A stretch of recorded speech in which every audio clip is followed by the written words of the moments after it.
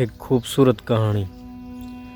हिकिड़ो प्यारो प्यारो ऐं सुहिणो रंग रंगी पोपट उॾामंदो टींगा टपा ॾींदो हिकिड़े खूबसूरत बूटे मथां लामारा ॾियणु लॻो।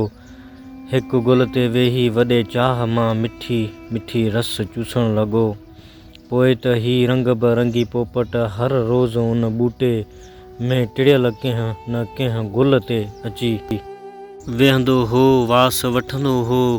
हू बहार जे मुद आई, बूटे में नवां नवां ख़ुशबूदार गुल टिड़िया। तन गुलनि में हिकु तमामु ख़ूबसूरत गुल फुटो। हू एॾो त सुहिणो हो जो परे खां सभिनी गुलनि में कंहिं शहज़ादीअ वांगुरु नज़र ईंदो हो। पंहिंजे हुस्न, ख़ुशबू ऐं ख़ूबसूरतीअ ते हुन खे ॾाढो नाज़ हो। हिकु ॾींहुं पोपट जीअं आयो त हिन ख़ूबसूरत गुल खे ॾिसी ॾाढो ख़ुशि थियो। पोपट अहिड़े ख़ूबसूरत गुल सां दोस्ती करण ऐं रहाइण करण लाइ उन गुल ते वञी वेठो। गुल खां छिरिक निकिरी वियो। गुल चयो, अड़े केरु आहीं तूं मुंहिंजो मथां वेही मूंखे मेरो कंदे?